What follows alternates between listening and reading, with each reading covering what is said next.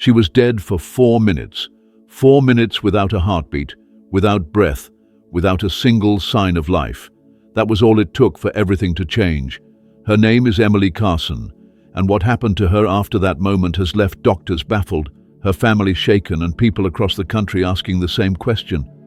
What exactly did she see when she crossed over?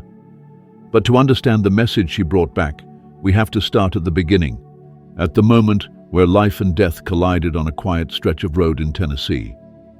Emily was a normal 12-year-old girl, bright, full of laughter, always scribbling in her sketchbook, humming songs under her breath. She was the kind of kid who left sticky notes on the fridge for her mom that said, "You're amazing," who never let a dog go unpetted, who always believed there was good in the world. March 17th started out like any other spring day. School was uneventful, the air was warm, the sky impossibly blue. She waved goodbye to her friends and hopped on her bike, heading down the usual shortcut home, a route she'd taken 100 times before. But this time was different. The intersection was known for being a bit sketchy. The traffic light had been malfunctioning for weeks, flickering yellow and red at random. Local complaints had gone unanswered. As Emily pedaled into the crosswalk, a black SUV came barreling through the intersection. Witnesses said the driver never even tapped the brakes. The impact was brutal. Her body was thrown nearly 20 feet, her helmet cracked in half on the pavement. A nearby woman screamed. A man dropped his groceries to rush over. Within minutes, sirens filled the air. Paramedics found Emily unresponsive, no pulse, no breath. Her small frame lay still as they began resuscitation efforts right there in the street. In the ambulance, her heart stopped again. For 4 minutes, Emily was gone. Clinically, legally, completely dead. But somewhere, beyond the reach of sirens and science, Emily was awake. She later described the moment she left her body like slipping out of a coat. 1 second, she was in pain, surrounded by chaos, and the next, she was floating. Not in the sky, but in a kind of space that felt between. Not heaven, not earth, just stillness. At first, it felt like a dream.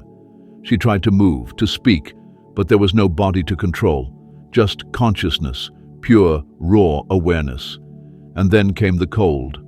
Not a temperature, but a feeling, a sense of distance, isolation. She described it as remembering every bad thing all at once. 1,000 doubts, fears, and regrets that didn't belong to her, yet felt deeply personal.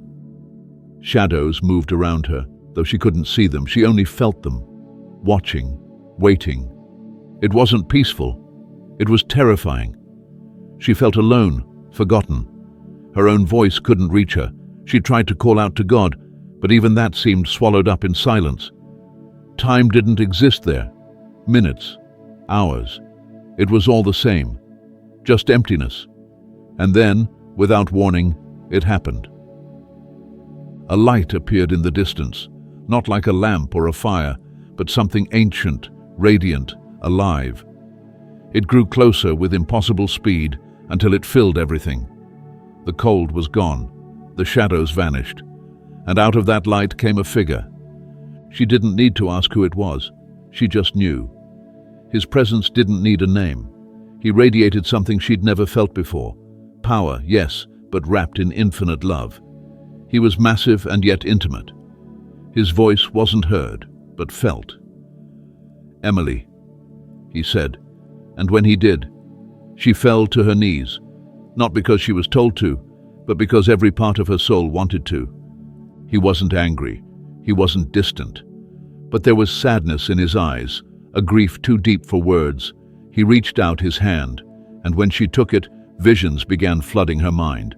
Earth burning, cities torn by riots, families ripped apart by ideology, churches silenced not by law, but by fear, children lost in screens and adults drowning in noise. She could feel the heaviness in heaven as she watched humanity forget who they were created to be. She looked at Jesus, tears on her face. "Why are you showing me this?" He looked into her, not just at her. "Because you must tell them. Many are blind. Many have forgotten, and the time is shorter than they think." Emily wanted to ask more, to stay longer, But deep down, she sensed that this was only the beginning of something far greater and far more dangerous. Emily didn't remember walking, floating, or flying. One moment she was standing beside Jesus, and the next she was suspended high above the earth, watching the world spin below. It looked beautiful from that distance, clouds drifting lazily across oceans, sunlight bouncing off snowy peaks, cities twinkling like diamonds in the night. But then the vision shifted. The beauty began to crack. What she saw next tore through her like a scream. The surface of the earth became a canvas of chaos. She watched cities descend into madness, fires erupting in the streets, people shouting at each other, not with words, but with hatred. It was like everyone had gone blind and angry at the same time. She saw families torn apart, children arguing with parents, siblings no longer speaking. She saw people glued to their phones, shouting opinions they didn't fully understand, addicted to outrage. Churches sat quiet, hollowed out, not by war or disaster, but by fear, compromise, and apathy. Pastors choosing popularity over truth, leaders bowing to pressure, hiding behind soft words while darkness crept in through the cracks. Emily felt the heartbreak of heaven pressing down on her chest as she watched it all. It wasn't just chaos. It was calculated, like someone was orchestrating it all. She felt its presence in the shadows, a force that didn't need to be seen to be effective. It only needed to distract, divide, and destroy, and it was doing just that. Then the vision shifted again. Emily saw a massive clock suspended in the heavens, ancient, beautiful, but battered. It ticked steadily at first, but as she watched, the hands began to spin faster and faster and faster. A sense of urgency hit her, stronger than anything she'd felt before. She turned to Jesus, eyes wide. "What does it mean?" He looked at her, solemn and steady. "The time is shorter than they think. My people are asleep. You must wake them." She wanted to ask how. She was just a girl. Who would listen? But before she could speak, he lifted his hand and everything changed again. The visions disappeared, replaced by a battlefield, not one made of dirt and trenches, but of media headlines, digital warfare, spiritual tension. And in the middle of it all stood a single man, exhausted, bruised, but standing. Donald Trump. Emily didn't understand at first. Why was he here? Why him? But Jesus spoke before she could even form the question. "This man," he said, "is not perfect. He is flawed, as all men are, but he was willing. When others bowed, he stood. When others stayed silent, he spoke. And though many hate him, though many mock him, I used him as a barrier." Emily watched as waves of darkness tried to surge past him, but each time he resisted. He pushed back against things most people didn't even see. Policies, laws, agendas hidden beneath kind words and smiling faces. Jesus continued, "He is not your savior. I alone carry that title. But I used him to disrupt, to delay, to expose. And now, they will try everything to erase him. Not because he is a threat to their politics, but because he is a threat to their plans." She saw how the world portrayed him, loud, arrogant, controversial. But beneath that surface, she saw what Jesus saw, a man standing in defiance, not of people, but of powers and principalities. A man who had been called, not because of who he was, but because of what he was willing to endure. She felt it, the weight, the constant attacks, the betrayal, the loneliness, and yet he kept going. Emily looked up at Jesus, her heart pounding. "What happens if they succeed?" she asked. His answer chilled her. "Then what comes next will be swift. The deception will unfold quickly. Many will not even realize it's happening until it's too late." He turned and looked her directly in the eyes. "Warn them. Speak truth, even when it's dangerous, especially then." She didn't know what to say. The task felt too big, the message too unbelievable. But Jesus touched her shoulder gently and said, "I do not call the qualified. I qualify the called, and I am with you." And then he showed her something more, a wave of deception rising across the earth like a tide, beautiful on the surface but hiding fangs underneath. She saw people praising this new era of peace and progress, but behind their smiles were blindfolds. Behind the unity was control. Systems were being built, slowly and quietly, that would one day trap those cheering for them. They will silence in the name of safety, Jesus said.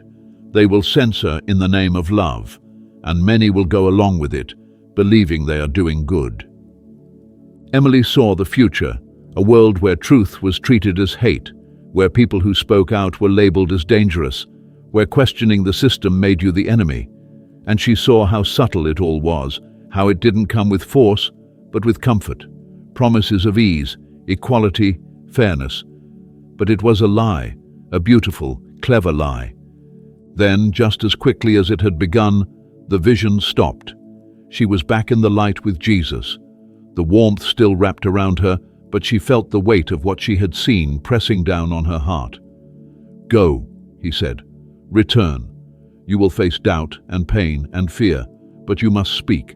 Some will laugh, some will listen, and those with ears to hear will hear." Before she could answer, everything vanished in a rush of noise and color, and Emily Carson was gasping for breath in a hospital bed, tears streaming down her face, ready to tell the world what she saw. Emily didn't have time to process the rush of emotions, because as soon as she opened her eyes in the hospital bed, it was as if a wall of memory had burst open in her mind. The light, the visions, the presence of Jesus. But what haunted her most wasn't the warmth of heaven, it was the deception she had been shown. It was so smooth, so convincing, so carefully designed to mimic light, that even the kind-hearted would be drawn into it. Jesus had called it the Great Deception, and now she knew why. As she lay in her hospital bed, barely able to speak, images kept flashing in her mind. Images not just of what was coming, but how it would come. She remembered Jesus showing her faces, smiling, polished, influential. World leaders, media personalities, tech innovators, even some spiritual leaders. They looked noble, righteous even. They spoke of unity, compassion, and progress. They promised safety, tolerance, and a new age of peace. People clapped, people wept. But beneath those smooth words, Emily saw strings being pulled. These were not puppets. They were willing participants in something darker, something cloaked in light but rooted in control. She saw schools pushing a version of truth that changed week to week. She saw churches divided, no longer centered on the teachings of Christ, but on popularity, branding, and soft doctrine. She saw people so desperate to be accepted that they would trade their convictions for applause. And worst of all, she saw how easy it was for it all to look good on the surface. People weren't being forced. They were inviting the deception in, thinking it was wisdom, thinking it was freedom.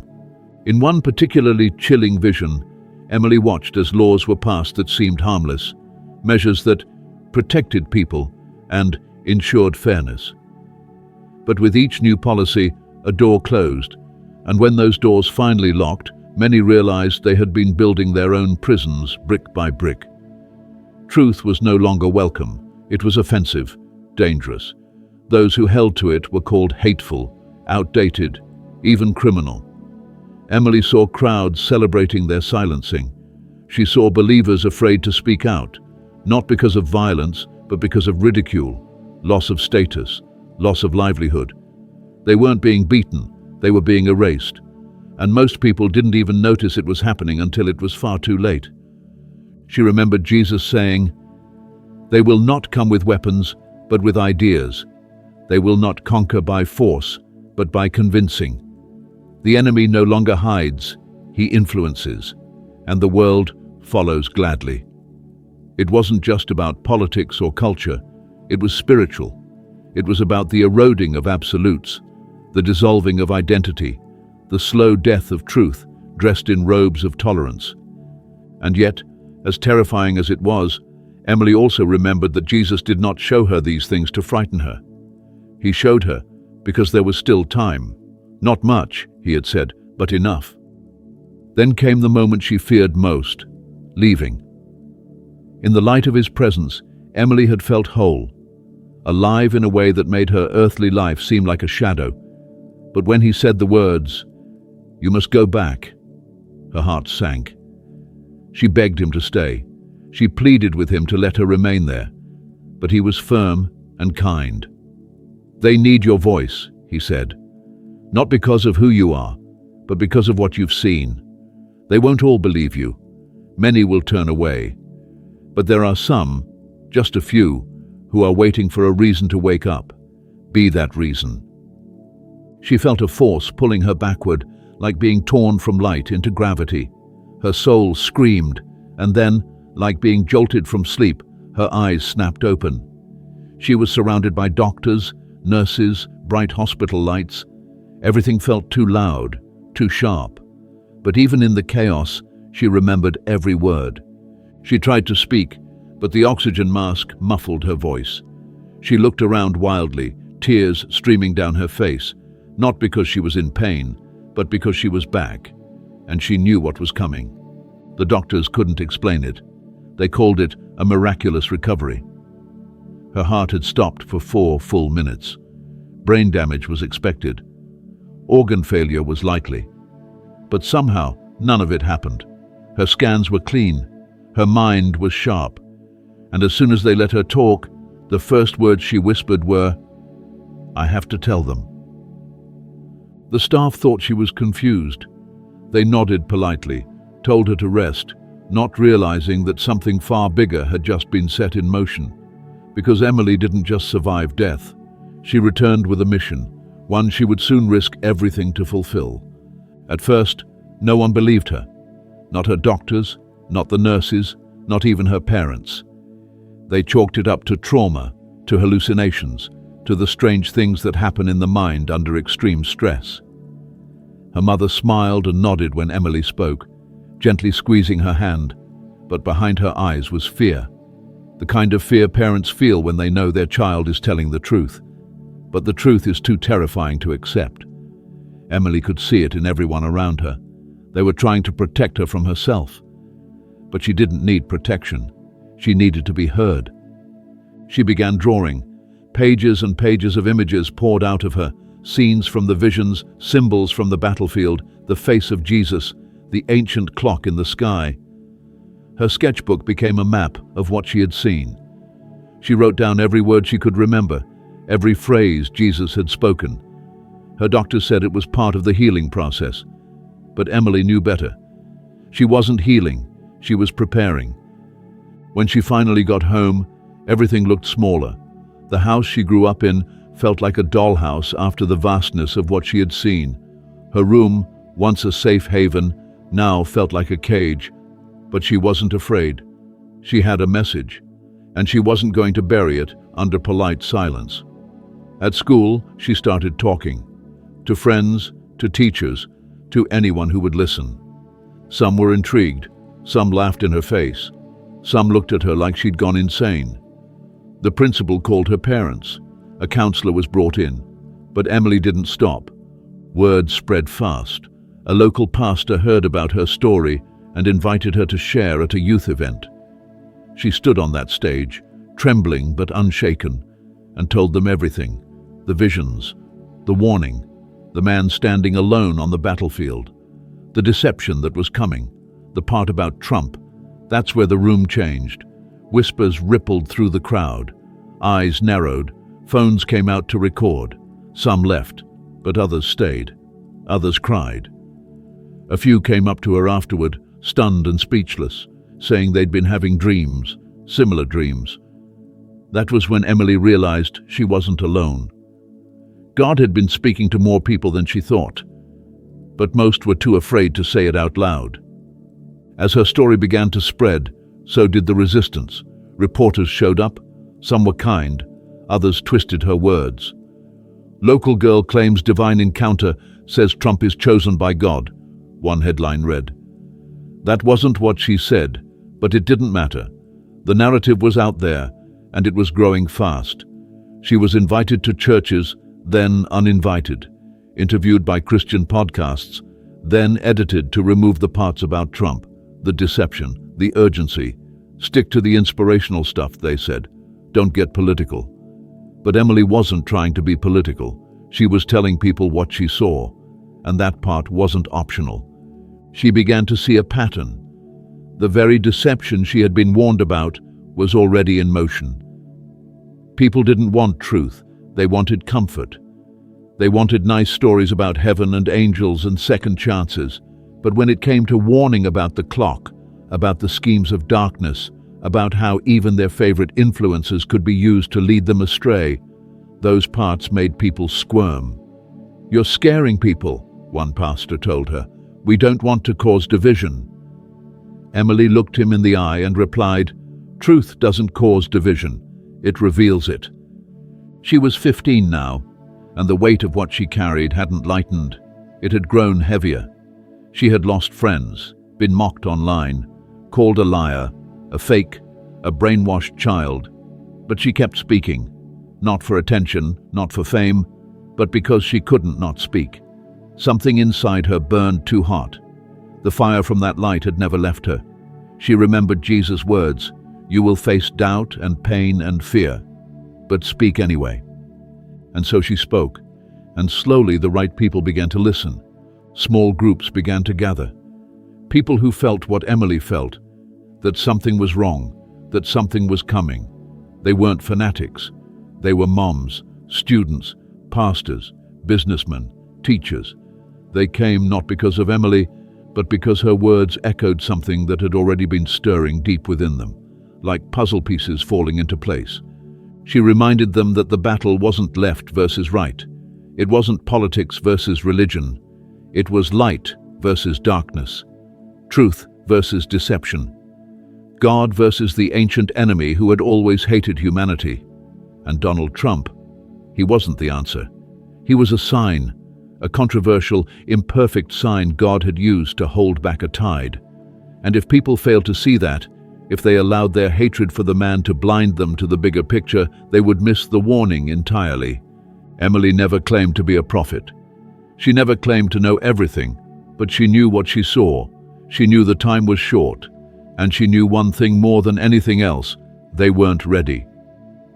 Now she stands not as a child who almost died, but as a voice crying out before the storm. The world continues to turn, the clock continues to tick, and every day that passes, more people either wake up or fall further asleep. The question that now hangs over everything is simple and terrifying. What if she's telling the truth?